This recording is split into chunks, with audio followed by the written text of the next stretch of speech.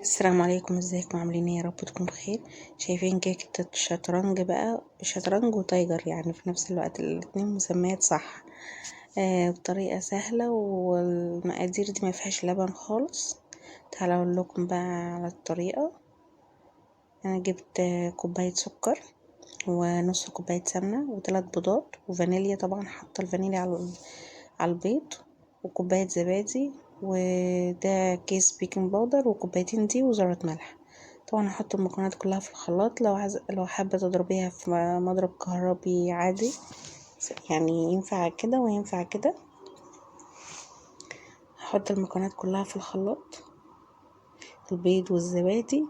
مكوناتها بسيطة جدا: 3 بيضات، ونص كوباية سمنة، وفانيليا، وكوباية زبادي. كوباية زبادي، عفوا. هنضرب المكونات دي كلها في الخلاط كويس جدا. طبعا دي تكوني نخلته، وحطيت عليه نص معلقة صغيرة ملح، كيس بيكنج باودر اهو، هحطه عليه واقلبه كويس. هنزل بيكنج باودر، وهبتدي اقلب الاول المكونات الجافة مع بعض عشان ملح يتوزع. نزلت بالخليط كله بقى، ما تقلقيش. واحدة واحدة المكونات كلها هتتقلب معاكي، ما تخافيش يعني، ما تقلقيش. حتى لما بعد ما نضرب القوام هتشوف الكيك ازاي ماسك شوية. هنقسم الخليط نصين، متقولوش احنا عاوزينه ماسك المقدار كده عشان يطلع الشكل اللي انتوا شفتوه في اول الفيديو. جبت بولة تانية ازاز، وهبتدي اقسم المقدار نصين، نص بالفانيليا زي ما انتوا شايفين ده، والنص التاني هيبقى بالكاكاو. كاكاو خام، كاكاو اللي هو الخام، مش محلى طبعا خالص. مش عاوزين سكر، كده كده احنا حاطين سكر اصلا في المقادير، فعايزينه كاكاو خام. هنزل بمعلقة واحدة فقط لا غير. هبتدي انخلها برضو لان بيكون فيها تكتلات.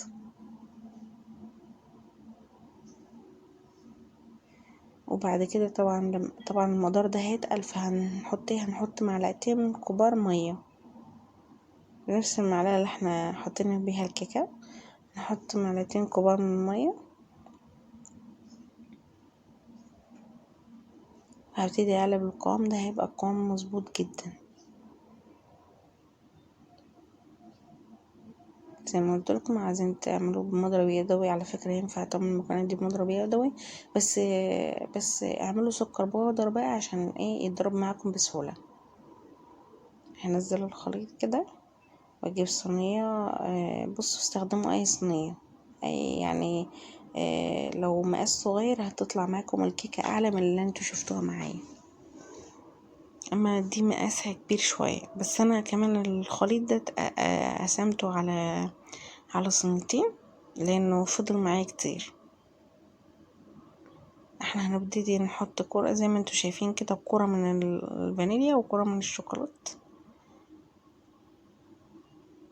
وبعد كده هتشوفوا الاول في الاخر هنعملها ازاي. بجد يا جماعة، سهلة وحلوة جدا، طريقة مختلفة عن كيكة الشطرنج. زي ما قلت لكم، زي ما تحبين تسموها شطرنج او تايجر، اللي انتوا تحبوه. اهو بنحط كرة من البني على كرة من الابيض، متقلقوش خالص، الحاجات دي كلها مش هتترمي اللي في الاسباتيلا. اهو نحط ناحية كرة من الشوكولات وكرة من الفانيليا. طبعا فاكرين هتقولوا ازاي نعملها دي وهتبقى ازاي كيكة وكده، بس هنشوف مع بعض. لو عايزين كنتوا تخلوها اعلى من كده، ممكن زي ما قلت لكم تستخدموا ممكن نفس الصينيه دي، بس هتكتروا المقدار عن كده، بس هتبقى عاليه جدا يعني. لو بتحبوها عاليه جدا ممكن تحطوا المقدار ده كله وتكبروا بقى الكور دي، يعني تعلوا شويه الكور دي.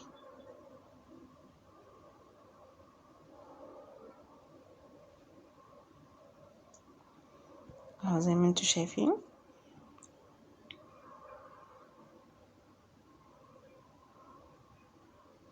طريقتها زي ما قلت لكم سهلة ومقادير بسيطة جدا، مش هتاخد معاكم وقت خالص. اهي بعد ما اخلص هجيب بقى خلة الأسنان أو عصاية شيش طاووق أي حاجة، واعملوا شبكوا بقى الكورتين في بعض بطريقة عشوائية، يعني مش اللي هو ظبط يعني، فاهميني؟ اهو شايفين بقى شكلها تحفة في الآخر يا جماعة.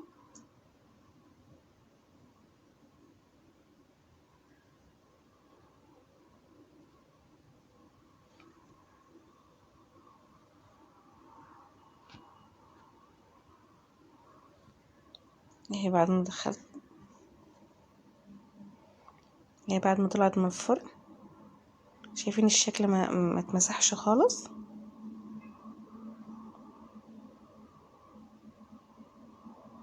هبتدي اقطعها كده وهتشوفوا السمك بتاعها.